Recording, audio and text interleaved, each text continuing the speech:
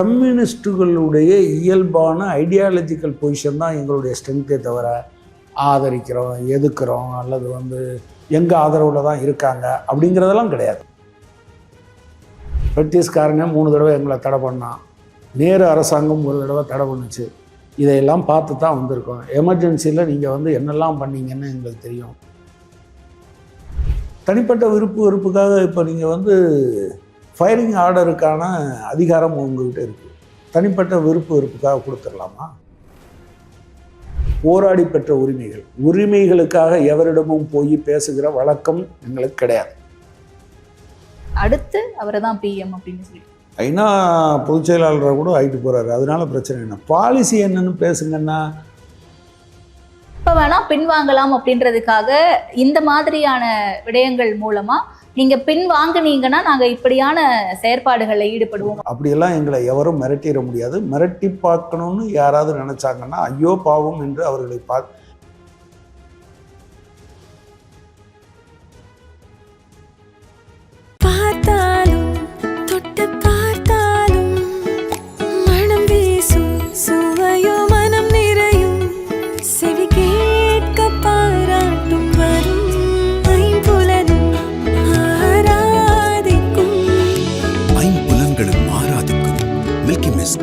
இந்த டிபேட் நேயர்களுக்கு வணக்கம். இன்றைய சிறப்பு நேர்காணலில் நம்மோடு இணைந்திருப்பவர் இந்திய கம்யூனிஸ்ட் கட்சி மார்க்சிஸ்ட்லேருந்து தோழர் கனகராஜ் அவர்கள் தான். வாங்க பேசலாம்.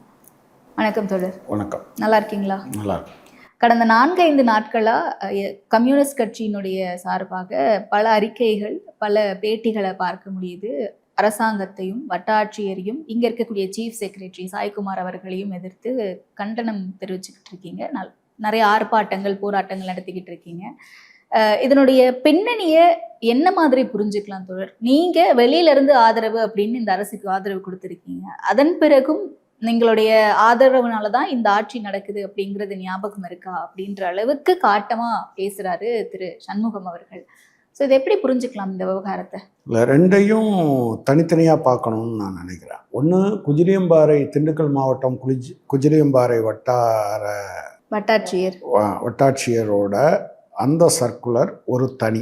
அந்த சர்க்குலரை பொறுத்தவரை அவர் என்ன சொல்கிறாருன்னா, இத்தனை மணிலேருந்து இத்தனை மணி தான் பொதுமக்களை சந்திப்பேன் அப்படின்னு அவர் எழுதி போட்டிருக்காரு. ஆனால் வழக்கமாக நீங்கள் மாவட்டங்களில் நீங்கள் ஒரு அவசரம்னா சந்திக்கிறது ஒன்று வட்டாட்சியரை சந்திப்பாங்க, அல்லது கோட்டாட்சியரை சந்திப்பாங்க, அல்லது தலைவரை சந்திப்பாங்க, மாவட்ட ஆட்சித்தலைவரை சந்திப்பாங்க. இது ரெகுலர். எனக்கு தெரிஞ்சு வட்டாட்சியர் அலுவலகத்தில் பொதுமக்கள் சந்திப்பதற்கு நேரம்னு எதுவும் போட்டதில்லை, இதுவரை நான் பார்த்ததில்லை. அப்போ கொஞ்சம் பேருக்கு பட்டா கேட்டு போட்டிருக்காங்க. போன போது அவர் நீங்கள் வெளியே போங்க அப்படின்னு சொல்லியிருக்காரு. அப்புறம் இவங்க வெளியே நான் தான் அங்கே எழுதி போட்டிருக்கேன் அப்படின்னு சொல்லும்போது அதை ஃபோட்டோ எடுத்திருக்காங்க. அதை ஒட்டி தான் அந்த பிரச்சனை.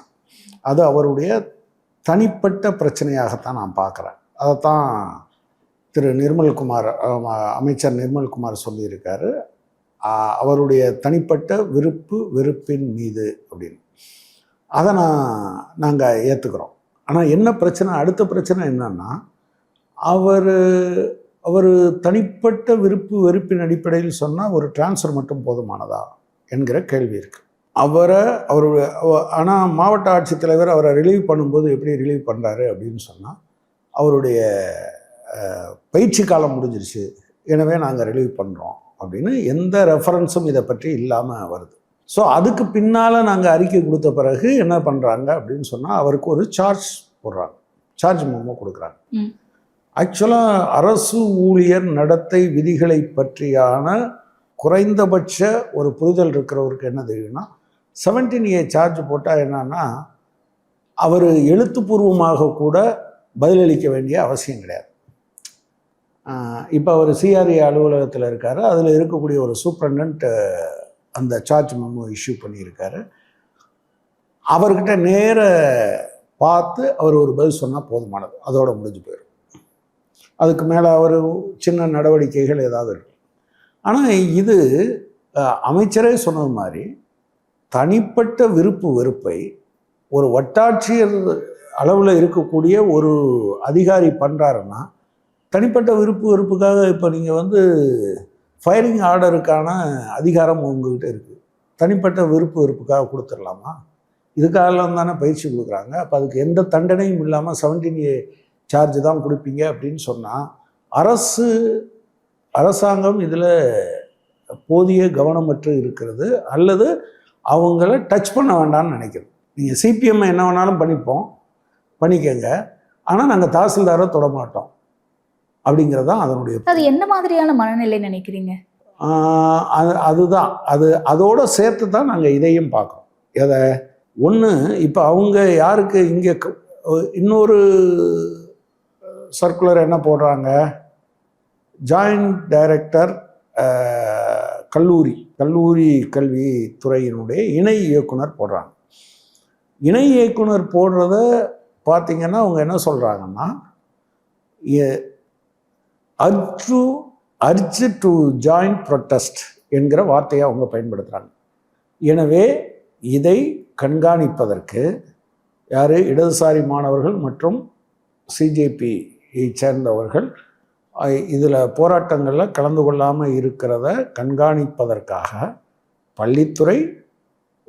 பள்ளிக்கல்வித்துறை, கல்லூரி கல்வித்துறை, காவல்துறை, அதே போல் மாவட்ட நிர்வாகம் ஒருங்கிணைந்து செயல்பட வேண்டும் போடுறாங்க. நான் என்ன சொல்கிறேன்னா, எதுக்காக இப்படி போடணும், இது ஆனால் இவங்கள பிரச்சனை. இந்த ஜாயிண்ட் டைரக்டருக்கு இப்போ ஒரு மெமோ இஷ்யூ பண்ணியிருக்காங்க, விளக்கம் அளிக்க வேண்டும் என்று எக்ஸ்ப்ளனேஷன் கேட்டிருக்காங்க.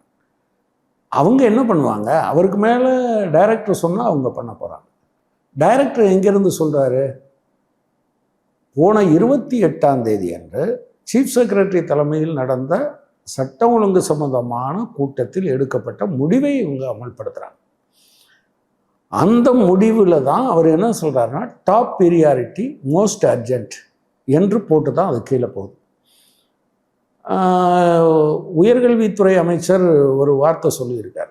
என்ன சொல்லியிருக்காருன்னா, பொதுவாக ஒழுங்கை நிலைநாட்டுறதுக்காக நாங்கள் போட்டோம், ஒழுங்கை இப்படிலாம் நிலைநாட்ட முடியாது. நீங்கள் எங்கேயாவது கேட்டால் என்ன சொல்லிகிட்டு இருக்கீங்க, சுதந்திர போராட்டத்தில் நாங்கள் போராடணும்னு சொல்லிகிட்டு இருக்கீங்கல்ல, அப்போது ஒழுங்கை நிலைநாட்டுறோன்னு அவன் என்ன சொன்னானோ அதுதான் நடந்திருக்கும். இவங்க எந்த போராட்டத்தில் இப்போ ஈடுபட்டாங்க, வெறுமனே நீங்கள் சட்டமன்றம் இப்போ என்ன சொல்லியிருக்கு, நீட்டுக்கு எதிராக தீர்மானம் நிறைவேற்றியிருக்கா. ஸோ போராட்டம் என்பது நம்முடைய அடிப்படை உரிமை. போராட்டம் தான் வளர்ச்சிக்கான அடிப்படை. நீ தடை போடலாம், பிரிட்டிஷ்காரங்க 3 தடவை எங்களை தடை பண்ணான், நேரு அரசாங்கம் ஒரு தடவை தடை பண்ணுச்சு, இதையெல்லாம் பார்த்து தான் வந்திருக்கோம். எமர்ஜென்சியில் நீங்கள் என்னெல்லாம் பண்ணீங்கன்னு எங்களுக்கு தெரியும், காங்கிரஸ் அரசாங்கம் இதையெல்லாம் மீறி தான் வந்திருக்கோம். எனவே தடை போடுவதால் இதே தடையை அவங்க ஏபிவிபிக்கு சொன்னாலும், ஏபிவிபி என்கிற ஆர்எஸ்எஸ்ஸால் வழிநடத்தப்படுகிற அமைப்பு சமூகத்திற்கு அது ஒரு மிகப்பெரிய கேட்டை விளைவிக்கும் என்பது என்னுடைய அபிப்பிராயம். ஆனால் ஒரு ஐடியாலஜியை ஃபாலோ பண்ணுறவங்கிற முறையில் அவங்க நினைக்கிறத போராட்டம் நடத்துவதற்கும் ப்ராபகேட் பண்ணுவதற்குமான உரிமையை நம்முடைய அரசமைப்பு சட்டம் கொடுத்துருக்கு. அது எல்லாத்துக்கும் உரியது. ஒன்று. சரி, நீங்கள் ஒழுங்கை நிலைநாட்டுறதுன்னா மாணவர்கள் இப்படி இல்லாமல் இருக்கணும்னு தானே பார்ப்பீங்க. அது தப்பு. ஒன்று, நீங்கள் போராடவே கூடாதுன்னு. நான் உதாரணத்துக்கு சொல்கிறேன். போராடினாலே இவங்களுக்கு கோபம் வருதுன்னு சில பேர் சொல்கிறாங்க. சில ஜேர்னலிஸ்ட்டு பார்க்கும்போது சொல்கிறாங்க, இல்லை ஏன் போராடுறாங்க. ஒன்று தெரிஞ்சுக்கணும், இந்த அரசாங்கம் வந்ததே போராட்டத்தில் தான். அதில் ஃபோர் ஃப்ரண்டில் இருந்தது சிபிஎம். 3வது முறையோ 4வது முறையோ இவங்க கிளைம் பண்ணுறதுக்காக ஆட்சி 108 பேர் இருந்தாலும் இவங்களை அழைக்கலை. 3வது முறையோ 4வது முறையோ இவங்க பார்க்க போகும்போது எல்லாத்தையும் வர சொல்கிறாங்க. எங்கள் மாநில செயலாளர் கூட போய்கிட்டு இருக்காங்க. திடீர்னு இல்லை, நீங்கள் ஆஃபீஸ் போயிருங்க, நாங்கள் பனையூர் போயிட்டுருக்கோம், பார்க்க முடியாதுன்னு ஆளுநர் மறுத்துட்டார். எங்கள் மாநில செயலாளர் என்ன சொல்கிறாரு, அது என்னம்மா ஆளுநர் மறுப்பது, அவருக்கு என்ன ரைட் இருக்குது, நீங்கள் வாங்க, அவர் தள்ளி போடுறாரு, நம்ம போவோம், உள்ளே விடலைன்னா ஆளுநர் மாளிகைக்கு முன்பாக நாம் மறியல் நடத்துவோம், இதில் தீர்வு காணாமல் போக முடியாதுன்னு சொல்கிறோம். அதுக்கு பின்னால் தான் அவங்க திரும்பி வராங்க. பிறகு எங்கள் கட்சியிலேருந்து தோழர் பாலகிருஷ்ணன், முதல்ல போனது தோழர் சண்முகமும் சட்டமன்ற குழு தலைவர் தோழர் சிலசாமி. 2வது, இல்லை இது ஒரு சண்டை போடாமல் இது நடக்காதுன்னு தோணுது, எனவே நீங்கள் வாங்கன்னு சொன்ன பிறகு தோழர் கே பாலகிருஷ்ணனும், அதே போல் நாடாளுமன்ற உறுப்பினர் வெங்கடேசன் அன்னைக்கு இருந்தவர், 10 பேர் இருந்தால் 10 பேரும் போயிருப்போம். ஸோ நீங்கள் எல்லாரும் வாங்க அப்படின்னு சொன்ன பிறகு தான் எல்லாரும் போகிறாங்க. அப்புறம் போய் ஆளுநரை சந்திக்கும் போது நீங்கள் எதுக்காக டிலே பண்ணுறீங்க அப்படின்னு, சரி நீங்கள் போங்க, நான் வந்து அழைப்பு கொடுத்துறேன். அழைப்புக்கான கடிதத்தை வாங்காமல் இங்கிருந்து போக மாட்டோம் என்று உட்கார்ந்து தான் வாங்கிட்டு வந்தோம்.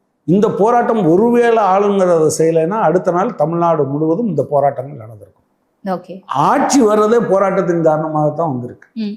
எனவே போராடவே கூடாதுன்னா இல்ல, அப்ப உங்களுக்காக நாங்க போராடி ஆட்சியை நீங்க அமைக்கிறதுக்கு, முதலமைச்சரா உட்கார்றதுக்கு நாங்க உதவி செய்திருக்கோம், நீங்க எங்களை இப்படி முடக்குறீங்களே அப்படின்றது ஒரு மிரட்டல் தொனின்னு எடுத்துக்கலாமா? மிரட்டுறீங்களா?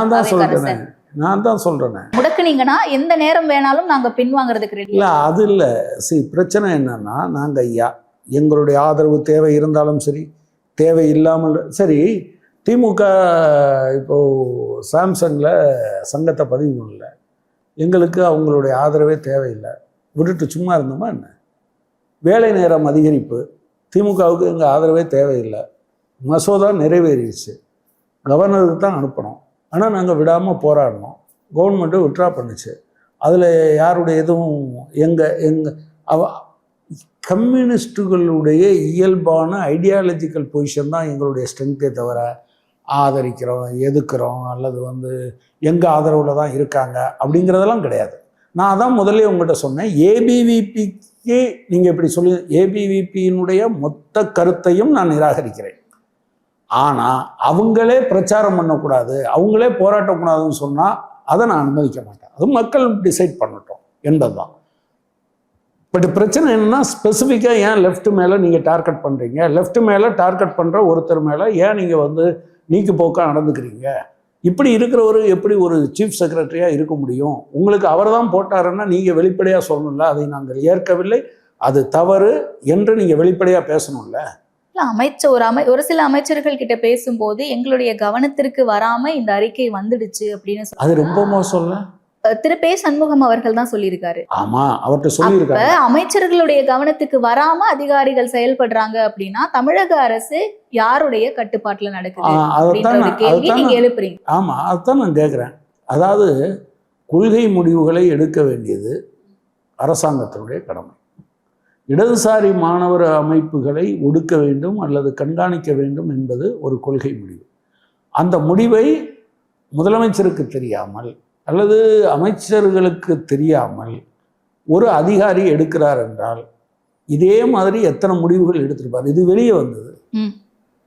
எப்படி நீங்கள் தேர்ந்தெடுக்கப்பட்ட ஒரு அரசாங்கம் இருக்கிற போது ஒரு அதிகாரி நினைச்சு இதையெல்லாம் பண்ணுவார்னா அவருக்கு ஏன் நீங்கள் டிஃபெண்ட் பண்ணுறீங்கன்னு தான் எங்களுடைய கேள்வி. நீங்கள் அது ரெண்டுமே தப்பு. எங்களுக்கு தெரிஞ்சு இதை செஞ்சாங்க அப்படின்னு சொன்னால் நீங்கள் அரசமைப்பு சட்டத்துக்கு விரோதமாக இருக்கீங்கன்னு அர்த்தம். தெரியாமல் செஞ்சுட்டாங்க அப்படின்னு நீங்கள் சொன்னீங்கன்னா, அதன் மேலே நடவடிக்கை எடுக்காமல் இருந்தீங்க அப்படின்னு சொன்னால் ரெண்டு விஷயம் அதில் இம்ப்ளைடாக இருக்குது. ஒன்று, தெரியாமல் செய்கிறாங்கன்னா இவ்வளோ பெரிய ஒரு முடிவை ஒரு கட்சியின் மீது அந்த கட்சியினுடைய இயக்கங்கள் அல்லது ஒரு அமைப்பை கட்டுப்பாட்டுக்குள் வைத்திருப்பது அல்லது கண்காணிப்பது அல்லது தடுப்பது என்று நீங்கள் டாப் ப்ரியாரிட்டி மோஸ்ட் அர்ஜென்ட் என்று போட்டு அனுப்புகிற ஒரு சர்க்குலரை உங்களுக்கு தெரியாமல் அனுப்புகிறாங்கன்னா அரசாங்கம் கட்டுப்பாட்டுக்குள்ள இல்லைன்னு அர்த்தம்ல. உங்கள் அரசு அமைப்பு அமைச்சரவையினுடைய கட்டுப்பாட்டுக்குள்ள இல்லாமல் அவரவர் நினைச்சதை செஞ்சிருவாரா? அப்ப யாருடைய கட்டுப்பாட்டுல இந்த அரசாங்கம் இயங்குதுன்னு நினைக்கிறீங்க? அதுதான் சொல்றேன். இதை மட்டும் லெஃப்டை மட்டும் குறி வச்சிருக்கிறத பார்த்தா சம்பந்தப்பட்ட தலைமைச் செயலாளர் வந்து ஒரு ஆர்எஸ்எஸ் ஐடியாலஜியோட இணைந்து போகிறாரா என்கிற சந்தேகம். இல்ல, அப்ப கொள்கை எதிரி பாஜகன்னு சொல்ற தாவேகாவினரோ இல்ல இந்த அரசாங்கமோ ஆர்எஸ்எஸ் சித்தாந்தத்தோட இருக்கக்கூடிய தலைமைச் செயலாளரை ஏன் அவங்களுடைய பணிக்காலத்தை நீட்டிக்கணும்? இல்ல, அது ஏற்கனவே பண்ணது. அந்த பணிக்கால நீட்டிப்புங்கிறது இப்ப இல்லை. இவங்க ஏற்கனவே இந்த இஷ்யூ அந்த நீட்டிப்பு சொன்னதுல இருந்தே எதிர்ப்பு வந்துட்டு இருக்குல்ல சார். எலெக்ஷன் கமிஷன் மூலமா நியமிக்கப்பட்ட ஒரு தலைமைச் செயலாளரை நீங்க ஏன் நீட்டிக்கணும்? அதனுடைய தொடர்ச்சியா தான் இதை பாருங்க. ஆமா, இதே லாஜிக்க ஏற்கனவே தாவேக்காவே சொல்லியிருக்கு. டிஜிபி நீங்க ஏன் வந்து நிரந்தரமா டிஜிபியை நியமிக்கல, நீங்க ஏன் காலதாமதம் பண்றீங்க, நீங்க ஏன் அவருக்கு நீட்டிப்பு கொடுக்குறீங்கன்னு கேட்டால் அதே தாவேக்கா அரசாங்கத்துக்கு வந்த பிறகு ஒரு தலைமைச் செயலாளர் பொறுப்புக்கு இவரை வைத்திருப்பது என்பதற்குல சம்திங் வெரி சீரியஸ். எனவே தான் நாங்கள் அதில் இந்த ஆர்ப்பாட்டத்தை நடத்தியிருக்கோம். அவரை வந்து நீங்கள் பதவி நீக்கம் செய்யணும்னு சொல்கிறோம். அதை இப்போ அரசாங்கம் கேட்காமல் இருப்பது என்பது இது அடுத்த கட்டமாக இது எஸ்கலேட் ஆகிறதுக்கு வாய்ப்பு இருக்கு. சாய்குமார் அவர்களை பணி நீக்கம் செய்யணும் அப்படின்னு சொல்லியிருக்கீங்க. அவருடைய பணி நீக்கத்தினால என்ன மாறிட போகுதுன்னு நினைக்கிறீங்க? அடுத்து வர்றவங்களுக்கு இல்லை நம்ம ஐடியாலஜிக்கலாக என்னவா வேணான்னு இருக்கலாம். அதுதான் பல நேரம் பேசிக்கோமே. இப்போ நீதிபதி ஜிஆர் சாமிநாதன் அவர் சில தனிப்பட்ட பிரச்சனைகளை பற்றி பேசும்போது, ஒரு தனிப்பட்ட மனுஷனுக்கு உங்கள் கொள்கையை எது வேணாலும் வச்சுக்குது. பட் நீங்கள் ஒரு நீதிபதி என்கிற ஸ்தானத்தில் உட்காருகிற போது அரசமைப்பு சட்டம் உங்களுக்கு என்ன உரிமை என்ன வரம்பு கொடுத்துருக்கோ அதுக்குள்ளேருந்து தான் நீங்கள் பேசணுமே தவிர அதுக்கு அப்பால் போய் பேசுகிறதுக்கான உரிமை இல்லைன்னு சொல்கிறோம். எனவே சாய்குமார் என்கிற ஒரு சீஃப் செக்ரட்டரி இப்படி ஒரு முடிவெடுப்பதும் அதை கீழே வர அதை அமல்படுத்துவதும் என்பது அதை இனிஷியேட்டர் அவர்னு நாங்கள் சொல்கிறோம். அவர் இனிஷியேட்டர் இல்லைன்னா government has to own the responsibility. Government அதை ரெஸ்பான்சிபிலிட்டியை ஓன் பண்ணதுன்னா எதிராக இருக்க திமுக மாணவர் அமைப்பு அல்லது அதிமுக மாணவர் அமைப்பு அல்லது ஏபிவிபி இதை பற்றியெல்லாம் கவலை இல்லை, நீ லெஃப்ட் இடதுசாரிகள் மாணவர் அமைப்பை மட்டும் குறிவைப்போன்னு சொன்னீங்கன்னா உங்கள் நோக்கம் என்னங்கிறது தான் எங்களுடைய கேள்வி. ஓகே, அப்போ ஒருவேளை அரசாங்கம் இதை செய்யறாங்க அப்படின்ற பட்சத்தில் அவங்க உங்களுக்கான ஒரு மிரட்டலை விடுக்கிறாங்க அப்படின்னு புரிஞ்சுக்கலாமா? எங்களையெல்லாம் எவரும் மிரட்ட முடியாதுங்க. அவங்க என்ன எங்களை மிரட்டுறதுக்கு பிரிட்டிஷ்காரன் துப்பாக்கிக்கு முன்னால நின்றுருக்கோம். என்ன எங்களை மிரட்டுறது? இல்ல, வெளியில இருந்து ஆதரவு கொடுக்கிற கட்சி கம்யூனிஸ்டுகள் மட்டும்தான், மற்ற எல்லாருமே அமைச்சரவை வாங்கிட்டு உள்ள போயிட்டாங்க. அப்ப நீங்க எப்ப வேணா பின்வாங்கலாம் அப்படின்றதுக்காக இந்த மாதிரியான விடயங்கள் மூலமா நீங்க பின் வாங்கினீங்கன்னா நாங்க இப்படியான செயற்பாடுகளை ஈடுபடுவோம் அப்படின்னு சொல்றதா இருக்கு. அதைத்தான் நான் சொன்னேன், எங்களை மிரட்டுறதுக்கு இனி ஒருத்தர் பிறக்க கூட முடியாது. You keep it in mind. ஹிட்லரை எதிர்த்து நாங்கள் தான் போராடினோம், பிரிட்டிஷ்காரனுக்கு எதிராக நாங்கள் தான். நீங்கள் தமிழ்நாட்டில் சமீப காலம் வரை உயிரோடு இருந்த தோழர் என் சங்கரையாவும் தோழர் ஆர் நல்லக்கண்ணனும் உங்களுக்கு சாட்சி தானே. நீங்கள் மீச முடிய ஒவ்வொன்றா பிடுங்குகிற போதும் ஒரு சொல்லை கூட உதிர்க்காத தோழர் நல்லக்கண்ணுவும் 8 ஆண்டுகள் ஜெயிலும் தலைமறைவாகவும் இருந்த தோழர் சங்கரையாவும் உங்களுக்கு இங்கே இருக்கிற சாட்சிகள் தானே. அதனால் நீங்கள் அப்படியெல்லாம் எங்களை எவரும் மிரட்டிட முடியாது. மிரட்டி பார்க்கணுன்னு யாராவது நினச்சாங்கன்னா ஐயோ பாவம் என்று அவர்களை எங்களை கொஞ்சம் சிரமத்துக்கு உள்ளாக்கலாம். அதை தவிர கம்யூனிஸ்டுகள் மிரண்டு போவான்னு நினைக்கிறது இருக்கு இல்லையா, அதுக்கு உங்களுக்கு எந்த பகுத்தறிவும் இல்லாமல் இருக்கிற ஒரு ஆளால் தான் முடியும். கடைசி ஒரு கம்யூனிஸ்டுக்கு வரைக்கும் அவன் தன்னுடைய, அதாவது சமீபத்தில் ஒரு டயஸ் கேனல் கியூபன் பிரசிடெண்ட்டோட போராடும் கியூபான்னு ஒரு புத்தகம் வந்திருக்கு. அதில் அவர் ஒரு வார்த்தை சொல்லியிருந்தார், ஒருவேளை உங்களை மீறி உங்கள் மீது போர் தொடுக்கப்பட்டால் அப்படிங்கிற கேள்விக்கு அவர் பதில் சொல்லியிருந்தார். நாங்கள் அமைதியை விரும்புகிறோம், அமைதியை பாதுகாப்பதற்காக நாங்கள் போராடுவோம், போரிடுவோம். ஒருவேளை எங்கள் நோக்கத்தில் வெற்றி பெற முடியவில்லை என்றால் எதிரி எங்கள் மண்ணிலிருந்து எங்கள் ரத்தம் தோய்ந்த மண்ணை எடுத்து செல்ல முடியுமே தவிர வேற எதையும் பெற முடியாது. அதனால தான் 150 கிலோமீட்டருக்கு பக்கத்தில் உட்காந்துக்கிட்டு அமெரிக்காவோட 65 வருஷமாக அவன் போராடிக்கிட்டு இருக்கான். ஆனால் ஆயிரக்கணக்கான கிலோமீட்டருக்கு அப்பால் இருக்கக்கூடிய ஈரானை அவங்களால அடிக்க முடியுது. இது 150 கிலோமீட்டர்னா நம்ம என்ன விழுப்புரம் பூரா அளவுக்கு தான். உலகத்தினுடைய பெரிய எவர் இருந்தாலும் சரி, கொள்கைகளை தோற்கடிக்கும் ஆயுதம் உலகத்தில் இதுவரை எவனாலும் கண்டுபிடிக்கப்படவில்லை. அதில் கம்யூனிஸ்டுகள் தான், கம்யூனிஸ்ட் ஐடியாலஜி தான் அதனுடைய உச்சம். இப்போ உலகளாவிய சித்தாந்தம் கொள்கைகளோட இவ்வளவு ஸ்ட்ராங்கா இவ்வளவு ஷியரா உங்களால ஒரு விஷயம் சொல்ல முடியுது அப்படின்ற பட்சத்துல தமிழக அரசினுடைய நடவடிக்கை மீது வைக்கக்கூடிய விமர்சனங்கள் சமீபத்திய காலங்களில் ரொம்ப ஸ்ட்ராங்கா இல்லையோ? திமுக காலத்திலேயே நாங்க அவங்களுக்கு மெஜாரிட்டி இருந்தும் நாங்க கடுமையா எதிர்த்தோம்னு சொல்றீங்க. அப்ப இவங்களுக்கு உங்களாலதான் மெஜாரிட்டியே கிடைச்சிருக்குன்ற பட்சத்துல ஸ்ட்ராங்கா கண்டனம் தெரிவிக்கிறதுல என்ன சிக்கல் இருக்கு? இன்னும் எங்கள் மாநில செயலாளரோட கண்டனத்தை விட புதுசாக என்ன வேணும்? ஒரு தெளிவாக சொல்லிட்டார், அதிகாரி வேணுமா நாங்கள் வேணுமான்னு சொல்லுங்கள் அப்படின்னு சொல்லிட்டார். யாராவது உங்களுக்கு வேற அழுத்தம் இருக்கா அப்படின்னு கேட்டால், அழுத்தம் இருந்தால் நீங்கள் யோசித்து செயல்படணும்ல, நீங்கள் ஏன் அதில் போகிறீங்க அப்படிங்கிற கேள்வியை கேட்டிருக்காரு. இதை விட ஸ்ட்ராங்காக என்ன சொல்ல முடியும்? ஓகே, அப்ப நீங்க இல்லைன்னா அவங்களுக்கு அடுத்த அதிமுகவுல இருந்து நிறைய எம்எல்ஏக்கள் வரவிருக்காங்க அப்படின்ற ஒரு இருக்கலாம், பிரச்சனை இருந்து வராதா? போட்டோம்னா அதற்கு பிறகு நீங்க என்ன காரணம் சொல்லி அவங்களுக்கு ஆதரவு கொடுத்தீங்களோ அந்த காரணம் தமிழ்நாட்டுக்கு ஒரு மதவாத சக்தியோ இல்ல ஒரு பிளவுவாத சக்தியோ உள்ள வரதுக்கு விட்டுடாதா? வெறும் ஒரு கட்சி இன்னொரு கட்சியை தேர்தல்னால மட்டும் மதவெறியை எதிர்த்து முறியடித்து விட முடியும் என்று நாங்கள் நினைக்கலாம். நாங்கள் பிரதானமாக நம்புறது எந்த அரசாங்கத்தையும் எந்த கட்சியும் இல்லை. அதை தாண்டி மக்களைத்தான் நாங்கள் நம்புகிறோம். வெள்ளற்கரியவர் மோடி அப்படித்தானே ஒரு பிம்பம் இருந்தது. 500 நீங்கள் 2 கட்சி 2 இயக்கங்கள் சேர்ந்தா கூட அந்த போராட்டத்தை எத்தனை நாள் கொண்டு போகிறதுன்னு நமக்கு தெரியாது.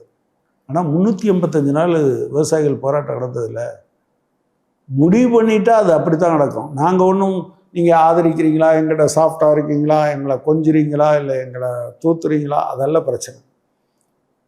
நீங்கள் காங்கிரஸ் தான் பெங்காலில் எங்களை போட்டு அடின்னு அடித்தாங்க. ஆக்சுவலாக அரை ஃபாசிஸ்ட் கவர்மெண்ட்டுன்னு அதை வரையறுத்தோம்.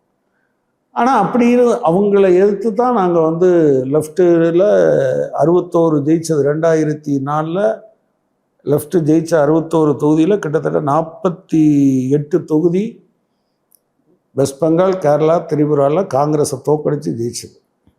ஆனால் ஓகே, மதவெறி வரக்கூடாது, உங்களுக்கு ஆதரவு கொடுத்துருப்போம். நீங்கள் அடிச்சிங்கன்னா நாங்கள் ஒரு ஒரு தேவை வரும்போது நீங்கள் அடிச்சிட்டிங்க அதனால் பண்ண மாட்டோம்னு சொல்ல மாட்டோம். நீங்கள் எங்களை கொஞ்சுறீங்க அப்படிங்கிறதுக்காக நீங்கள் தப்பு செஞ்சால் பார்த்துக்கிட்டு இருக்க மாட்டோம். அதுதான் கம்யூனிஸ்டோட கத்து, அதுதான் எப்போதும் எங்களுடைய அசட். அதை தவிர மீதியெல்லாம் ஆதரிக்கிறாங்க போகிறாங்கங்கிறதெல்லாம் ஒரு இஷ்யூவே கிடையாது. முதலமைச்சர் ஏன் இந்த விஷயத்துல மௌனம் காக்குறாருன்னு நினைக்கிறீங்க? ப்ராப்பரா ஒரு சீரியஸா அவர் சொல்லியிருக்கணும், சொல்லணும். அவர் கட்டாயம் சொல்ல வேண்டும்.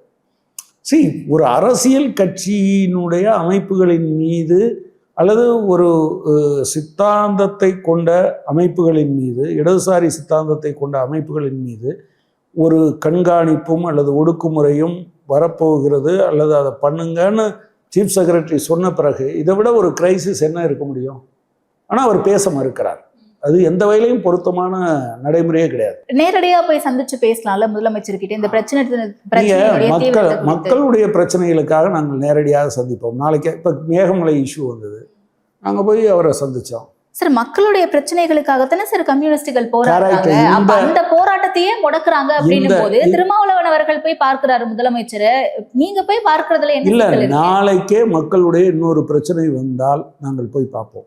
இது யாரோட தயவுலையும்லாம் நாங்கள் எங்களுடைய சுதந்திரத்தை வென்றெடுக்க முடியாது. உலகத்துல எந்த உரிமையும் யாரும் யாருக்கும் கொடுத்ததில்லை.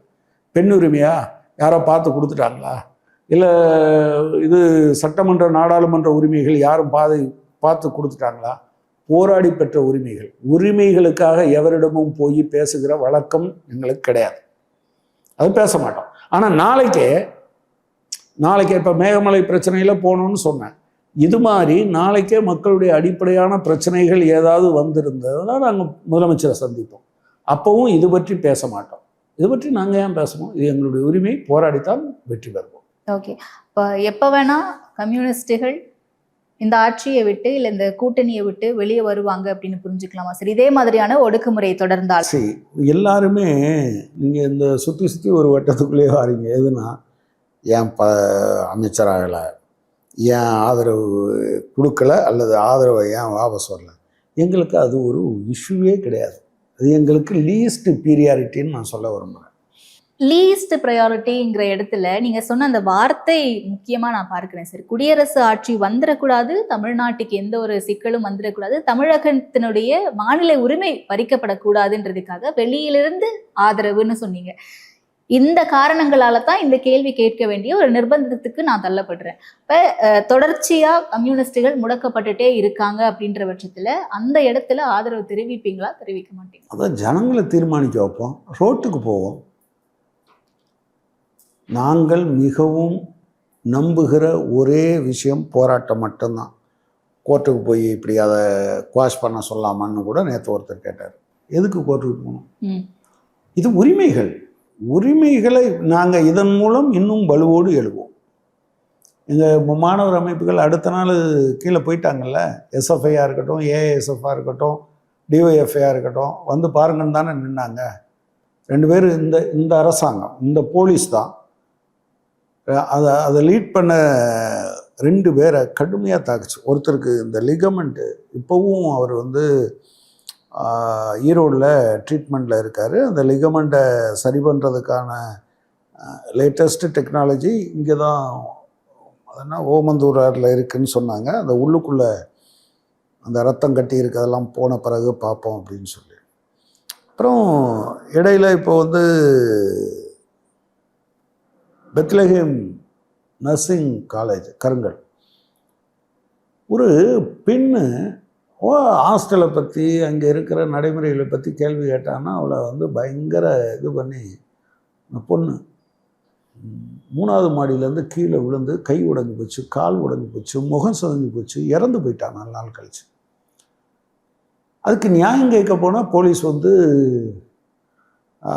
வேனில் வச்சு அந்த எஸ்எஃப்ஐயினுடைய தலைவர் ஜனனி ஒரு பெண்ணுன்னு கூட பார்க்காம அந்த தூக்கிட்டு போகிற வீடியோ நீங்கள் பார்த்தீங்களான்னு எனக்கு தெரியாது. கை 2யும் கால் 2யும் பிடிச்சி எடுத்துகிட்டு போகிறாங்க. இவங்களை அரெஸ்ட் பண்ணி உள்ளே வச்சு குத்துறாங்க. இது போலீஸினுடைய கேரக்டர்னு மட்டும் நான் நினைக்கல, பார்க்கலாம், அவங்க வரட்டும். இது யாரிடமும் எங்களுக்கான உரிமையை எவரிடமும் யாசகம் கேட்க மாட்டோம், போராடித்தான் ஜெயிப்போம். அது எங்களுடைய ஒரே ஒரு நிறைவான கேள்வி. இவ்வளவு பிரச்சனைகளுக்கு மத்தியில சட்டமன்றம் தொடர்ச்சியா நடந்துகிட்டு இருக்கு கடந்த 2-3 வாரங்களா. சட்டமன்றத்துல அமைச்சர்கள் இல்ல எம்எல்ஏக்கள் எல்லாரும் முதலமைச்சரை துதிப்பாடக்கூடிய அளவுல தான் இருக்காங்க அவங்க அப்படின்ற ஒரு குற்றச்சாட்டு இருக்கு. அண்ட் முக்கியமா எல்லாரும் பிரதமர் ஆகணும், ஒரு 4-5 அமைச்சர்கள் எம்எல்ஏக்கள் சொல்லிட்டாங்கல்ல சார், அடுத்து அவரை தான் பிஎம் அப்படின்னு சொல்லிட்டு, இந்த விஷயத்தை எப்படி பார்க்குறீங்க? ஐநா பொதுச் செயலாளராக கூட ஆகிட்டு போகிறாரு, அதனால பிரச்சனை என்ன? பாலிசி என்னன்னு பேசுங்கன்னா, நீங்கள் வந்து பிரதமராக போகிறோம், உங்களை பிரதமர் ஆகிட்டு போங்க, இந்தியாவில் யாராவது ஒருத்தர் தானே பிரதமர் ஆகணும், ஆகிட்டு போங்க, அதுவா பிரச்சனை? நீங்கள் சட்டமன்றத்திற்குள் தொகுதி பிரச்சனைகளை, மக்களுடைய பிரச்சனைகளை பேசுவதற்கு, கவன ஈர்ப்பு தீர்மானம் கொண்டு வருவதற்கு டைம் இல்லைன்னு சொல்கிறவங்க கவிதையாக வாசிக்கிறாங்க, கதையாக சொல்லிகிட்டு இருக்காங்க. ஒரு அம்மா ஒரு கவிதை சொன்னால் அதை விட பெரிய கவிதை சொல்லணும்னு ஒருத்தர் வர்றாரு. இவங்க இந்த சட்டமன்றத்தையே எப்படி புரிஞ்சுக்கிறாங்க? அதெல்லாம் யார்? எம்எல்ஏக்களுக்கெல்லாம் கார் கொடுக்குறோன்னு சொல்லியிருக்காங்க. ஏங்க காரு அப்போனா 10 கார் வச்சுருக்கவர் ரொம்ப அதிகமாக மக்கள் சேவை செஞ்சுருக்காருன்னு அர்த்தமா? தோழர் நன்மாறன் ஏராளமாக எழுதிட்டாங்க. அதுக்கு முன்னால் தோழர் ஹேமச்சந்திரன் இருந்தார். தோழர் வீரையன் எனக்கு தெரிஞ்ச ஒரு பஸ்ஸில் மட்டும்தான் போவார், ஏன்னா பாஸ் இருக்குது. எதுக்குப்பா நம்ம தோழர்கள் கொடுக்குற பணம், பொதுமக்களுடைய பணம், அதில் போய் நான் ட்ரெயின்னு போனால் நான் வந்து டிக்கெட் எடுக்கணும், அதுக்கு காசு கொடுக்கணும். அஃப்கோர்ஸ் கட்சி தான் கொடுக்க போகுது, பட் பஸ்ஸுன்னு போனோன்னா எனக்கு பாஸ் இருக்குது, ஃப்ரீயாக இருக்குது, மக்களோட பிரச்சனையை தீர்க்கிறதுக்கு அது வரும். தோழர் ஹேமச்சந்திரன் எனக்கு தெரிஞ்சு அவருடைய வாழ்க்கை ஒரு மிகப்பெரிய சரித்திரம். ஒரு ஓட்டு கேட்கப்போ நான் ஒரு தேர்தலில் அவருக்கு வாக்கு கேட்பதற்காக போயிடும். அவர் நல்ல வெயில், நான் குடை எடுத்துகிட்டு வரட்டுமா, தலையில் துண்டை போட்டிருக்கீங்க, துண்டை இப்படி போட்டிருந்தார். நான் கேட்டேன், வெயில் இப்படி? எங்கள் ஊர் பக்கம் கேரளா ஒட்டி இருக்கிறதுனால அதுக்கு ஒரு தனி கல்ச்சர் இருக்கும். எங்கள் ஊர் பக்கம் தேர்தல் முடிவு வர்றதுக்குள்ளேயே ஹேமச்சந்திரன் தலையில் துண்டை போட்டுருவாருன்னு சொல்லிடக்கூடாது அப்படின்னு சொன்னால் சொல்லட்டும், எப்போ நம்ம எதுக்குப்பா இருக்கோம் அப்படின்னு சொல்லியிருக்காரு. இவங்ககிட்டையெல்லாம் பாடம் கற்றுக்கிட்டு தான் நாங்கள் வந்திருக்கோம். எங்கள் கட்சி தலைவர்கள் அவங்க வாங்குகிற சம்பளத்தையும் சரி, ஓய்வூதியத்தையும் சரி இங்கே கொடுத்துருவாங்க, கட்சி கொடுத்துருவாங்க. அவர்களுடைய சொந்த பணத்தை எதற்காக எங்கள் கட்சியில் செலவில்லாத ஒரு விஷயம்னா என்ன தெரியுமா? வேட்பாளராக நிற்கிறது. அவர் சொந்தமாக ஒரு பைசா செலவழிக்கக்கூடாது. ஒருவேளை அவர் கொஞ்சம் வசதி இருக்குது அப்படின்னு சொன்னால், அல்லது அவங்க ரிலேட்டிவ்ஸ் யாராவது கொஞ்சம் பணம் கொடுக்க முடியும்னா அவங்க கட்சிக்கு தான் கொடுக்க முடியுமே தவிர வேட்பாளர்கிட்ட கொடுக்க முடியாது. வேட்பாளர் கொண்டு தான் அவர் கட்சியில் கொண்டாந்து தான் கொடுப்பாரு. ஒரு 4-5 செட்டு ட்ரெஸ் எடுத்து கொடுத்துருவாங்க, நல்ல ட்ரெஸ்ஸு. அவர் எப்படி இருக்கிறாரோ நல்லா அவருக்கு அவர் சொந்த பணத்திலிருந்து எதுவும் செலவழிக்க வேண்டியது அல்லாத ஒரு, அதே போல் செலவழிக்கக்கூடாதுன்னு வச்சுருக்கோம். செலவழிக்க மாட்டாங்கன்னு இல்லை, செலவழிக்கக்கூடாதுன்னு வச்சுருக்கோம். அவங்க வாங்குகிற சம்பளத்தை கட்சி கொடுத்துருவாங்க. இப்போது அந்த மாவட்டத்துக்கு நான் தான் பொறுப்பு. 2 மாதம் சேர்த்து முதல் மாதம் 95,000 95 2வது மாதம் 1,05,000 கொடுத்துருந்தாங்க. ஆக்சுவலாக ரெண்டையும் சேர்த்து அவர் அந்த மாவட்ட குழுவுக்கு கொடுத்துட்டார். அவர் எனக்கு என்ன அலவன்ஸோ அந்த அலவன்ஸை மட்டும் தான் வாங்கிப்பார். அவருக்கு கட்சி வாகனத்துக்கு ஏற்பாடு பண்ணியிருக்கு. யாருக்கு இப்போ கார் இல்லாததுனால யாருக்கு பிரச்சனை? அப்போனா நீங்கள் என்ன சொல்ல வர்றீங்கன்னா, கார் மட்டும்தான், கார் இல்லாத காலத்துலலாம் சொந்தமாக கார் இல்லாத காலத்துலலாம் வேலையை பார்க்க முடியலையோ? பிரிட்டிஷ்காரன் காலத்தில் போராடினவங்ககிட்ட எத்தனை கார் வந்தது? என்ன விதமான அணுகுமுறை இது? அதாவது அவங்க வேலை செய்கிறதுக்காக நாங்கள் கார் கொடுக்குறோம். Something very serious. இதெல்லாம் நீங்கள் இப்போ ஹெலிகாப்டர் கொடுத்தா இன்னும் வேகமாக வேலை பார்ப்பாங்களோ? அப்படியா யோசிக்க முடியும்? கார் போக முடியாத ஏரியாவுக்கு எங்கே போவீங்க? இப்போ எங்கள் எம்எல்ஏ இப்போ செல்லசாமி ஜெயிச்சிருக்காரு. அதில் மலைப்பகுதிகள் இருக்குது. அதில் எதில் போவீங்க? கார் இல்லைன்னா போக வேண்டாம்னு முடிவு வந்துட்டு சைக்கிளில் கூட போட முடியாது, நடந்து போகிற வழிகள் இருக்குது. தெரியுமா உங்களுக்கு? அதுதான் நம்முடைய கவலையாக இருக்கணும். உங்கள் சேனல் மூலமாவது போகட்டும். ஒரு 2700 பேர் தான் இருக்காங்க காணி மக்கள், மலையில் இருக்கவங்க. அந்த டிஎஃப்ஓவோட பேசிகிட்டு இருந்தேன். அவங்க எப்படி இருக்காங்க, படிச்சிருக்காங்களா, உங்களுக்கு வேலைக்கு இருக்கா, என்ன பண்ணுறாங்க அப்படின்னு கேட்டேன். சொன்னார் ஹிடன் ஹங்கர் அப்படின்னு சொன்னார். நான் எனக்கு அப்படி ஒரு வார்த்தையை இதுவரை கேள்விப்பட்டதில்லை, எக்ஸ்பிளைன் பண்ணுங்க அப்படின்னு சொன்னேன். எனக்கு வயிறு நிறைய சாப்பாடு கிடைக்குது, ஆனால் அது எல்லாமே கார்போஹைட்ரேட் தான். அவங்களுக்கு புரோட்டீனும் கிடைக்க மாட்டேன்னுது, கொழுப்பும் கிடைக்க மாட்டேன்னுது. நீ 15 வயசு பொண்ணை பார்த்தாங்கன்னா, ஒரு பெண் குழந்தை என்பதற்கான எந்த அடையாளமும் இல்லாமல் இருக்கும். அது அவர் வெறும் ஹெல்த் சம்மந்தமான இஷ்யூவும் இல்லை, அதை தாண்டிய இஷ்யூஸ் அதுக்குள்ளே இருக்குது. அதை என்ன சொல்லிட்டாங்க, வேட்டையாடக்கூடாது, ஒன்றும் பண்ணக்கூடாது இப்படிலாம். நான் கூட கேட்டேன், சரி ஒரு வருஷத்துக்கு 2700 பேர் தானே மொத்தம் 47 செட்டில்மெண்ட் மொத்தமே, அவங்களுக்கு பருப்பும் இந்த நெய்யும் வாங்கி கொடுத்துடலாமா அப்படின்னு கேட்டேன். அவர் சொன்னார், அவர் அவங்க சாப்பிட்றது கூட பழக்கணும். இந்த சாப்பாடு சாப்பிட்டா உனக்கு கொழுப்பு கிடைக்கும், புரதச்சத்து கிடைக்கும், இதை சாப்பிடலாம் சொல்ல முடியாது. ஏதாவது ஒரு கேம்புக்கு கூப்பிட்டு இதை சாப்பாட்டை பழக்கி அப்படி தான் கொடுக்க முடியும். நான் சொன்னேன், என் ஃப்ரெண்ட்ஸு அல்லது ஏதாவது கம்பெனியில் சிஎஸ்ஆர் ஃபண்டு இதெல்லாம் வாங்க முடியும்னு சொன்னேன். அவர் சொன்னார், இது பழக்குவோம், நம்ம சேர்ந்து பார்ப்போம். இது ரியல் இஷ்யூ. இப்போ இடையில் ஒரு 10 நாளைக்கு முன்னால் 17 வருஷமாக ஒரு பொண்ணு, ஒரு குடும்பம் எலக்ட்ரிசிட்டி கனெக்ஷனுக்கு ஒரு 40,000 ரூபாயிலேருந்து 1,00,000 கேட்குறாங்க. அடிஷனலாக போல் போடணும். தலித் பொண்ணு, இவர் சிடிஆர் நிர்மல்குமார் தொகுதி, பனையூர்னு அந்த ஊருக்கு பேர் பனையூர், திருவள்ளுவர் காலனி, தலித் மக்கள் மட்டும் இருக்காங்க. டைம்ஸ் ஆஃப் இந்தியாவில் ராம்னு ஒருத்தர் அந்த ஒரு இது எழுதியிருந்தார். நான் பார்த்த உடனே என்னால் தாங்கவே முடியலை. அதில் கொடுமை என்னென்னா, ஒரு பொண்ணு 10th படிக்கிற பையனும் 9th படிக்கிற பொண்ணும், இந்த பொண்ணு தெருவில் உட்காந்து இப்படி குனிஞ்சு படிச்சுட்டு, உண்மையிலே அது ஒரு செய்தி என்கிற முறையில் பார்த்தா கூட, அஃப்கோர்ஸ் 17 வருஷம் போராட்டம். பிறகு நான் அந்த சேர்மன்கிட்ட பேசினேன். அந்த உண்மையிலே சேர்மன் இம்மீடியட்டாக எனக்கு ஒரு மெசேஜ் போட்டார். நான் ஒரு கூட்டத்தில் இருக்கேன், பேச முடியல, பட் உங்கள் மெசேஜை பார்த்துட்டேன், கட்டாயம் நம்ம செய்ய முடியும், நான் முடிச்சுட்டு பேசுகிறேன். அந்த கலெக்டரும் இது சீரியஸான பிரச்சனை, நான் முதல்ல ஃபோன் எடுக்கலை, அப்புறம் நான் வாட்ஸ்அப்பில் போட்டதை பார்த்துட்டேன், நான் பேசிட்டேன், நான் இபி அஃபீஷியல்ஸோடு பேசியிருக்கேன். 26-27 மணி நேரத்துக்குள்ளே அது வந்துடுச்சு. அமைச்சர் ஆஃபீஸும் அமைச்சர்கிட்ட கொடுத்து அந்த செய்தியில் இருக்கிறதுனா, அமைச்சர்கிட்ட ஒரு பெட்டிஷன் கொடுத்து அமைச்சர் உடனடியாக இதை சரி பண்ணுங்கன்னு சொன்ன பிறகும் இபியில் இருந்து நீ 40,000 1,00,000 கொடு அப்படின்னு அதாவது அது அஃபிஷியலாக இருக்க கட்டடம் தான் சொல்லணும்னு சொன்ன பிறகு. ப்ராப்ளம் என்னென்னா, இந்த மாதிரி நூற்றுக்கணக்கான, ஆயிரக்கணக்கான, லட்சக்கணக்கான பிரச்சனைகள் சமூகம் எங்குமே இருக்குது. இதில் தலையிடுறது உங்கள் வேலை. இதை விட்டுட்டு எம்எல்ஏக்களுக்கு அதை கொடுப்போமா இதை கொடுப்போமான்லாம் பார்க்க வேணாம். இந்த மாதிரியான இஷ்யூவில் கொஞ்சம் கூடுதல் கவனம் செலுத்துங்க. ஏன்னா அதுதான் தமிழ்நாட்டுக்கு நல்லதே தவிர எம்எல்ஏக்களுக்கு என்ன பண்ணலாம், அமைச்சருக்கு என்ன பண்ணலாம்னு பார்க்காதீங்க. அண்ட் அதற்காக போராடக்கூடிய கம்யூனிஸ்டுகளையும் முடக்கக்கூடாது. கம்யூனிஸ்டுகளை முடக்கக்கூடாதுன்னு நான் யார்கிட்டையும் கோரிக்கையெல்லாம் வைக்க மாட்டேன். அதை என்னுடைய போராட்டத்தின் மூலமாகத்தான் வென்றெடுப்பேன். அவங்க என்ன முடக்கி வைக்கிறது? எவராலையும் முடக்க முடியாது. ஐ டெல் யூ, அதைத்தான் நான் சொன்னேன். 368 முறைகள் தோழர் ஃபெடலை கொள்றதுக்கு அமெரிக்கா முயற்சி பண்ணுச்சு. அவ்வளோதான். நீங்கள் பிஎம் ஆகுங்க, ஐநா செக்ரட்டரி ஆகுங்க, எதா வேணாலும் ஆகிக்கங்க, ஜனநாயகபூர்வமாக நடந்துக்கங்க, அவ்வளோதான். ஓகே சார், என்ன நடக்கும், எப்படி கையாள போகிறாங்க தமிழ்நாட்டையும் தமிழ்நாட்டு மக்களையும் கூட்டணி கட்சிகளையும் அப்படிங்கிறத பொறுத்திருந்து பார்ப்போம். நன்றி சார் நேரத்திற்கு.